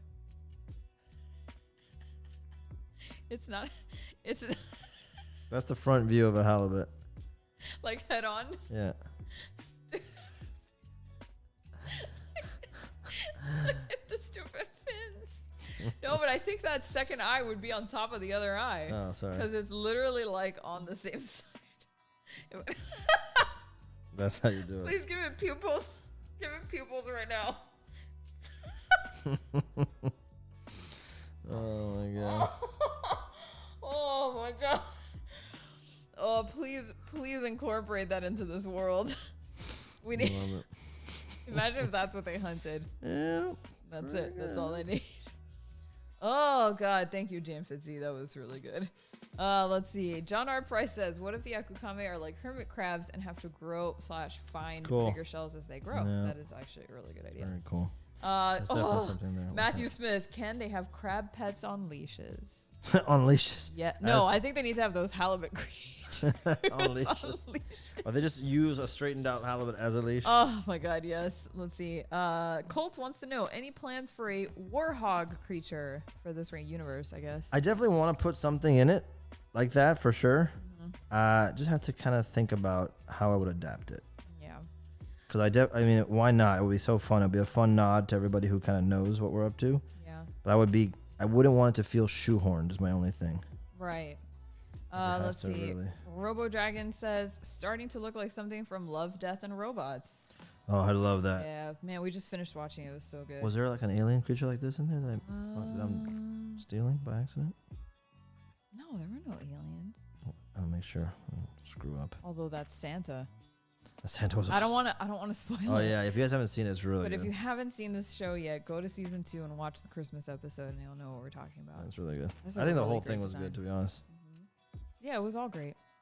It was all great. That one about the guy who lives forever or whatever, the albino. You know what I'm talking about, right? I forgot. The albino bounty hunter, or I don't think he was a bounty hunter, but he kept regenerating. Remember? They go to like get those injections or whatever. No, dude, it was like an early one where they go to find this guy who's his name is Snow or something like that. Remember, it's on this alien planet. I don't know why I can't remember. Dude, come on. And he is like, oh, I've been living here for hundreds of years. They shoot off his hand and it just starts growing back. Oh my god. How do you not remember this? I remember it. Wow, what a great episode. I gotta see it again. Yeah. Let's see. Odd Creation says, I'm hoping that there's some kind of bug creature or race. For sure it's coming. It's happening. For sure. Because we already have Shiga. So we have Shiga. So we've set a standard. Yeah, there is already one, but there could definitely stand to be more. Oh my god, that halibut. That halibut right in the middle. I guess. That's me, I'm a halibut. There we go. So I think we're like on some of that. Now I wonder. Did you turn his head a little bit in this new sketch? No. He looks like. Well, I just got rid of the rigid cone shape. Oh, that was smart. Yeah, I don't like it. So. In case you don't want to look like a squid. Yeah, I don't like it. A squid stuffed into a sweater. Yeah, no good. No good, senor. Chelsea says, hi, Chelsea. Says you should sneak some akunagi in there. For sure. In fact, it's funny that you mentioned it because I was doing a sketch earlier for these guys. Like, you know, once you have the character kind of like laid out, you have to like come up with how you're gonna set them up. And when I was sketching this like shot here, I was thinking it would be cool to have like let me see, do I have it here? To have like a younger akunagi like hanging maybe or something like that. Like that's smart. Like kind of like a reference it to it here. Right. That would be cool. That'd be a cool way to like tie that into it. Yeah. You know. Yeah. And so what do you guys think? Like if I went back now and started working on a new design, would you be more interested in seeing like an image where these two like okay, like here, let's just do this. Okay, so here is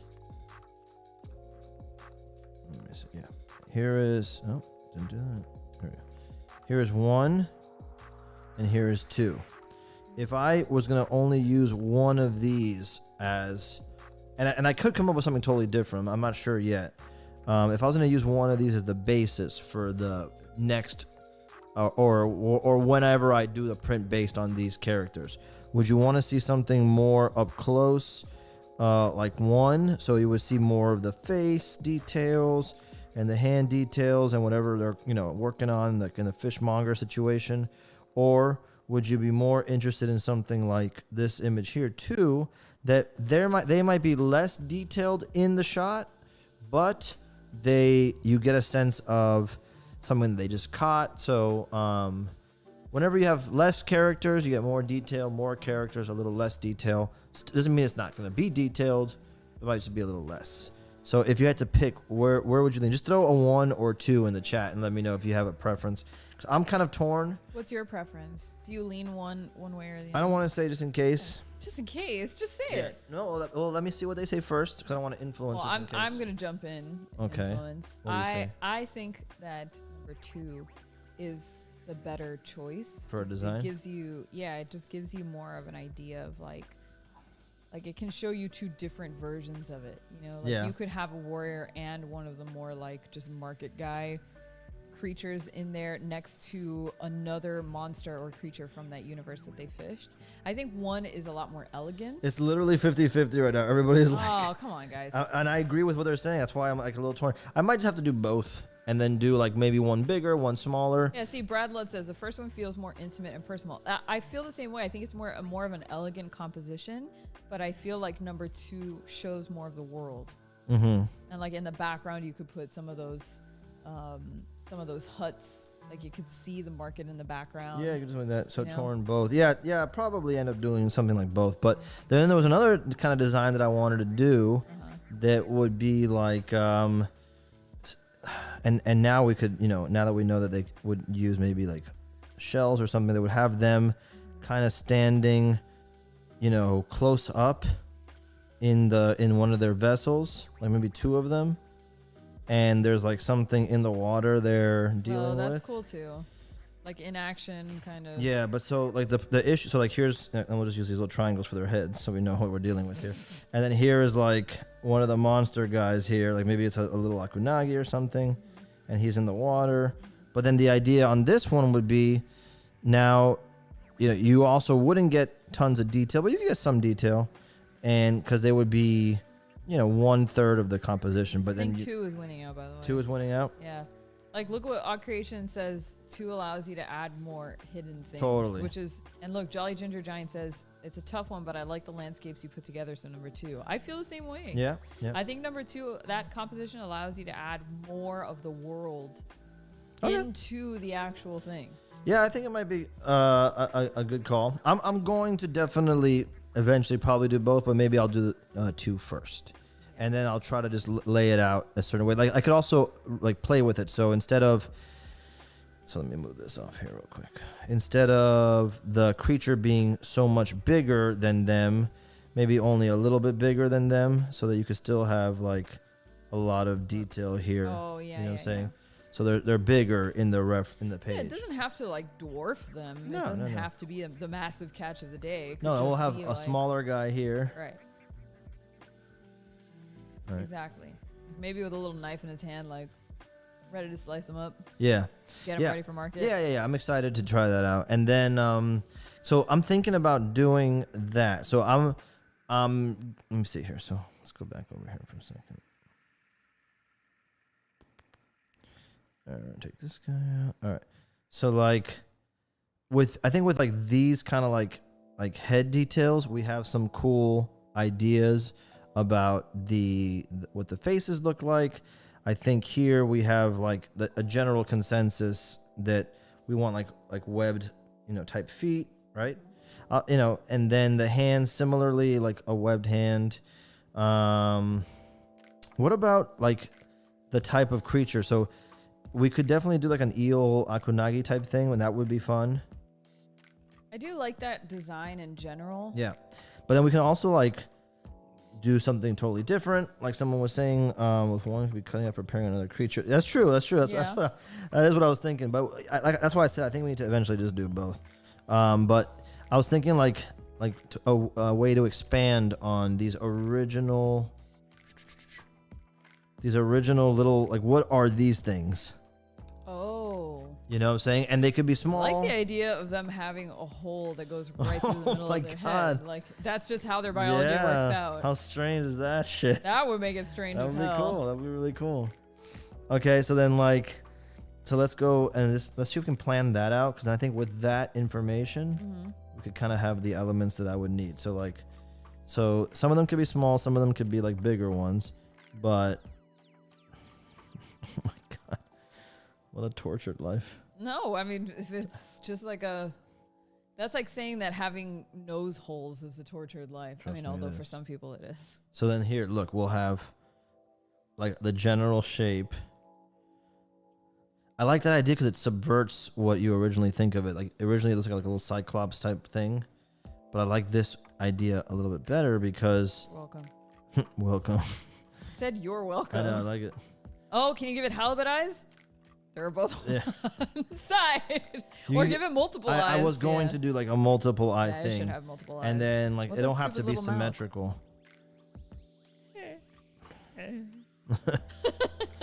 And there's- Oh, yes. Lots of teeth. Weird, janky teeth. yeah. Yep. And then Yes. see, so like, but then the problem, okay, so here's the problem. If it's a big hollow section, that is a nightmare for the design of it. So we could Why? because then you're going to have to show something in that spot. And so what are you going to show in there? But it's okay. We can still do it. It might just be a little bit smaller. A little of hole. smaller. Yeah, That's fine. yeah. And then I like the idea of somebody casting a hook and it goes right through that hole. miss Yeah, it's sucker, like, you missed me. right through the old hole. But if you catch them, you just string them up like Yeah. non-violently, just right through that. That's Right. convenient.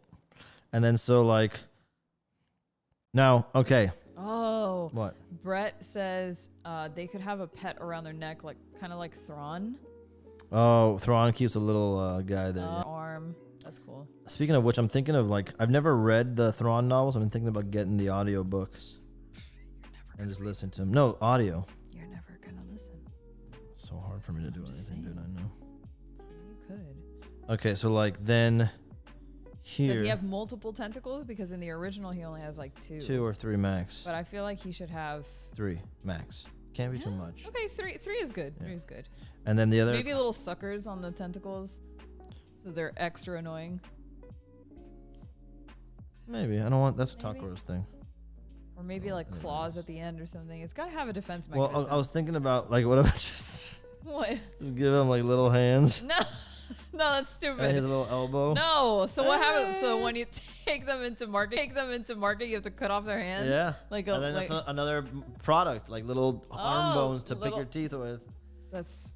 I like that you gave him robot arms. Why is that just a robot? No, just like a quick like layout. Jim Fitzy says halibut is my new favorite fish. I agree. That's it. Look at that sketch right there. That's all you need. I want a whole portrait of a. But yeah, I like this as a possible design. I have to play with it a little bit more. It's a little rough still. But the idea is that... No, just carve it like that. Multiple fins. Gotta throw some gills in there. I'm not sure of that ring. Oh, I love it so much. I know. I'm just thinking of the nightmare it would pose later. But maybe. Or maybe it's not like a hole, but it's like a jowl or a sack or something.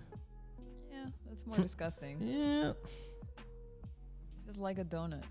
A donut attachments. I want a donut, and so I'm thinking about a fish donut. Not a fish donut. A fish shaped like a donut. A fish donut sounds disgusting. Or maybe delicious. Who knows? Could be a breathing hole, or maybe it's just a hole without a purpose. I mean, look, there's a lot of biological stuff that has no purpose. Look at appendixes.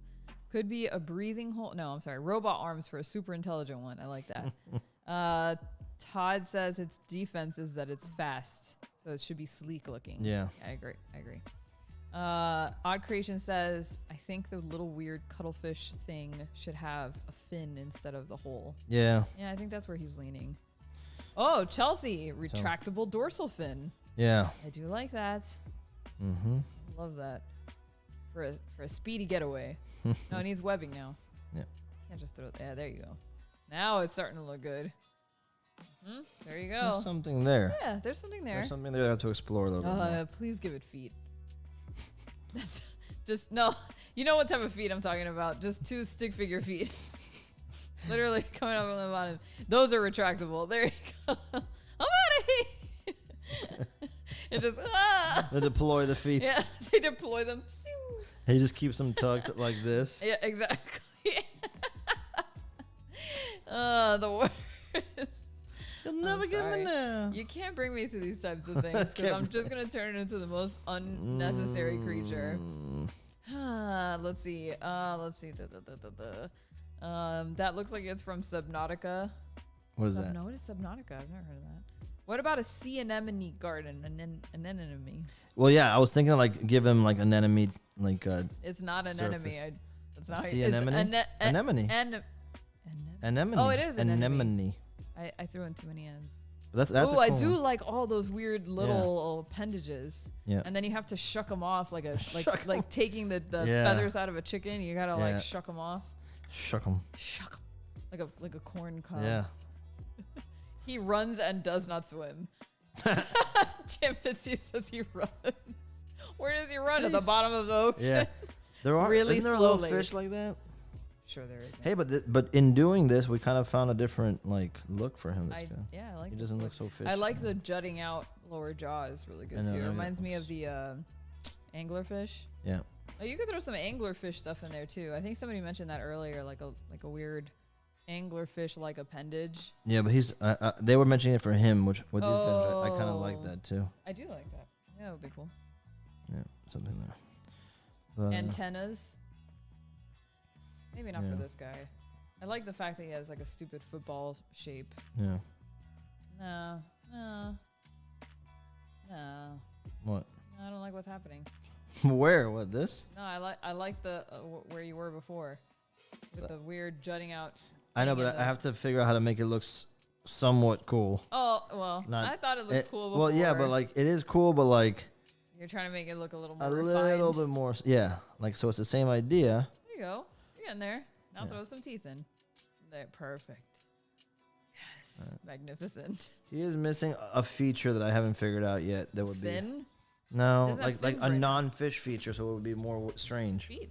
But it's pretty good. Feet. That's it. That's a handbag. A coin purse. He has a little backpack. A little satchel. Yeah, that's a good one too. There's something there. I think we're close to something there. Okay, so I think we have some good stuff to work with. Yeah, so, I think so too. Just a review before we wrap it up. Just a review. We got the good head designs. Yes. I'm pretty stoked on those. By the way, it's a big departure or a big. Let me bring this up here. A big upgrade from this. So here's the trick though. It does have to work with this. So when I make this guy, he still has to feel like this guy. So it's okay. It works. It works. It does work. This head works. Yeah. With this. Yes. Okay, and neither of these two guys are this guy. Well, but they shouldn't be. Right. That's what I'm saying. So it works. So when I flesh this guy out a little bit more, he'll feel like this guy still, so that you can identify him later. That's the thing.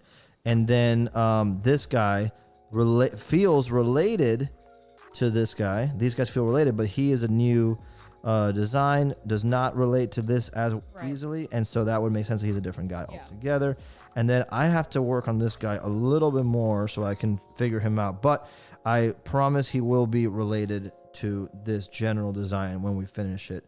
And the next time we do a stream like this, I'll show you guys the updates, so that'll be a fun one. That'll be fun. I'm not sure if we're doing that next week or not, but I'll let you guys know.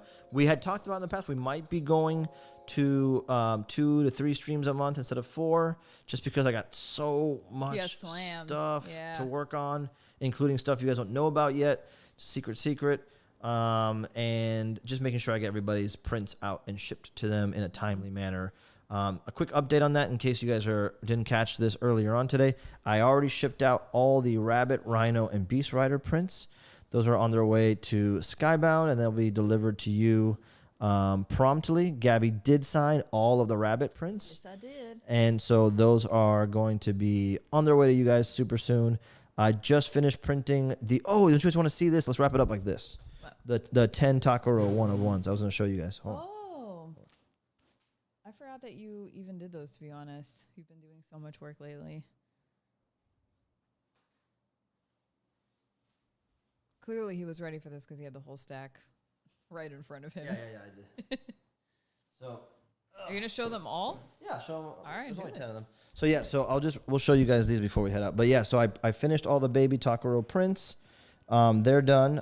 I signed them and numbered and stamped them all. I'm gonna be shipping those out soon. Just waiting for them to dry. Same with these Takaro prints. They take a little longer to dry because there's so many layers of ink. So here's one of them. And remember, these will be arriving randomly. I don't know who's getting what. You can't choose. Yeah. We're choosing for you. I'm not even choosing for you. Get what you get. You don't get upset. But I did not include any of them that I did not think were pretty freaking cool. Right. So this one is going to be on the white paper with like the orange and teal. Oh, the teal is hard to see on camera, but it's there. Yeah, it's harder to see. In person, it looks more vibrant. On the camera where it looks lighter in the middle, it's like a more of a teal color. It kind of like a coppery look when they mix together. Then this one. This one's like a lighter red throughout the middle. I like that one a lot. Kind of like feels, it's really cool up close because there's like these different shades of red in the middle. And then it's got some there's like some gold tones on the outside edges here that are hard to see in the camera, but in person you'll see a little bit of teal at the bottom too. And then this one is just a red, only a red. Right, really bold. Ooh. So really cool. I like that. That one looks really, really intense in person. Let's see here. This one is on white paper. And it's got, this one, by the way, has a, so it's white paper, orange, red, and gold in ink. And then the little gold stamp here, if you look closely, it's not super easy to make out because Takaro's right on top of it, but is one of the Son of Godzilla bonus stamps stamped right into it. Nice. How many is that so far? Like 6? I lost track. Let's see. This one is white paper with a blue, orange. That one's cool. Yeah, this one came out really nice. And again, it's got like lots of different tones under there. These things really are going to like impress you in person, I promise. Because there's just lots of good layers there. Then we got another one. Each one of these, by the way, so like there's a couple of them that have the blue and red. I like that 3D scheme. Yeah, right? Looks like a 3D retro. Scheme, yeah. But they're all applied by hand, so there's no like... Right. There's no... no one's getting the same. No. Colt says just send him the throwaway ones. Whichever one you don't like. This is another one with a big red blast. Super bold red blast. Yeah, I love that. Kind of love that one.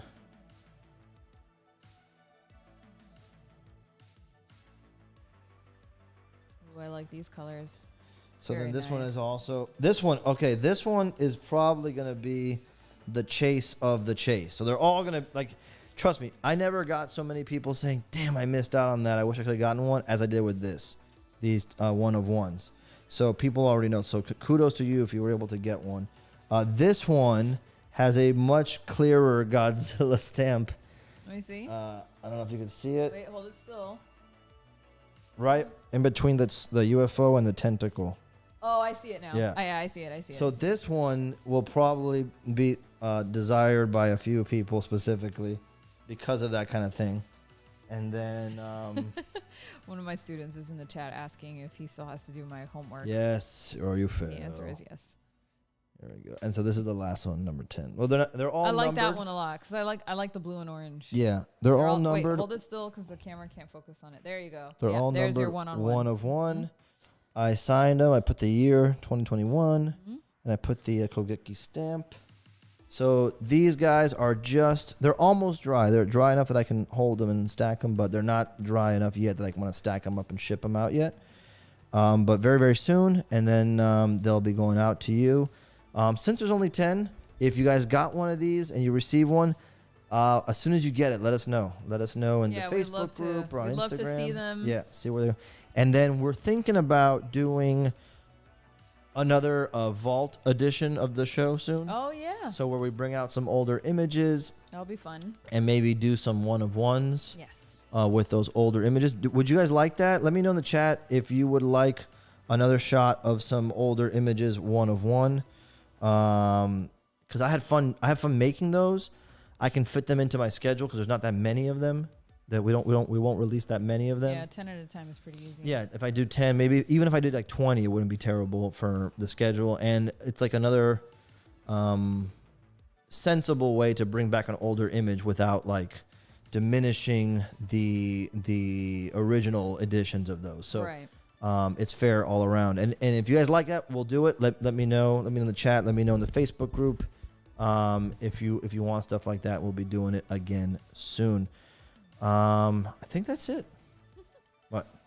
Nothing. I just think it's funny. The chat, Pedro says one of one brings me so much anxiety. It's true. How come? Why? Because it's so hard to get. Oh, yeah. Brett says, is there any chance at all that you do another run of Takara with a distant color? You mean different color? Different, maybe? Yeah, different. Yeah, we definitely could. To be honest, I'll be honest with you. Like, whenever we do our edition sizes, part of it is based on my schedule and like how many I can reasonably do. Yeah. Like, we have it down to a science. Like, it takes me, like, in one 8-hour day, which I always go over 8 hours, but in one 8-hour day, I try not to do more than 25 full-size prints. And that literally takes them all day. Yeah, and so... because sometimes things go wrong where a print doesn't work out right, or I have to like. And it's just it's really, I don't want to say it's backbreaking labor. No, it's not backbreaking, but after like the 23rd print, you're like, okay, my back hurts, my shoulders hurt. I get like a lot of tension, but anyway, that's not. You don't have to worry about that. The point is that it's just that's the limiting factor. There's the time that it takes, and then there's the other thing is like I don't know if anybody's gonna want one of these. So like when we ever do something new. We definitely try it out like in smaller amounts. Yeah. Like Brett's saying the actual image in a different ink, not the background. Yeah. We could definitely try it.